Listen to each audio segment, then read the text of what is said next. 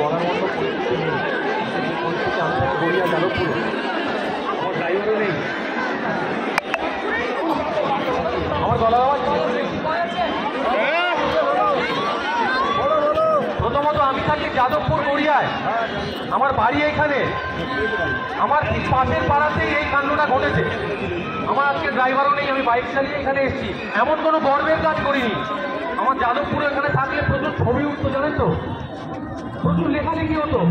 ওই লোকটা আমার কোনোদিনও ছিল না। এই রাস্তা ছেড়ে যাবেন না, এই রাস্তা ছেড়ে যাবেন না, পুরো পতাকা তলে দরকার নেই, রাস্তা ছেড়ে যাবেন না প্লিজ।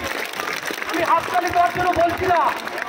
আমার নিজের ভাইয়ের বউ একজন এয়ার হোস্টেস, সে ওই রাস্তা ধরেই, যে রাস্তায় এই ঘটনাটা ঘটেছে যার বাড়ির সামনে, সেই রাস্তা ধরেই কিন্তু 3:30 4টের সময় বাড়ি ফেরে আজকে তার জন্য এখানে দৌড়ে আসা।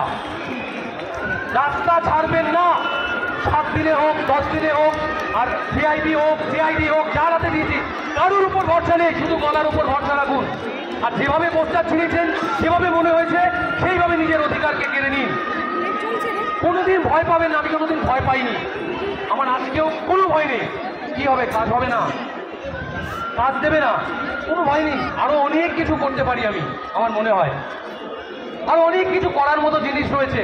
কাউকে ওয়েডিং করার দরকার নেই। আজকে কিন্তু যে ঘটনাটা ঘটেছে, প্রথমে সুইসাইড, তারপরে বাড়ির লোককে ঢুকতে না দেওয়া, তারপরে মিসজাজ করা, তারপরে 7 দিন পর তার প্রতিকার হবে বলে মানুষকে প্রতিশ্রুতি দেওয়া। আমি কারোর বিরুদ্ধাচরণ করছি না, আমি মানুষের পক্ষ নিচ্ছি।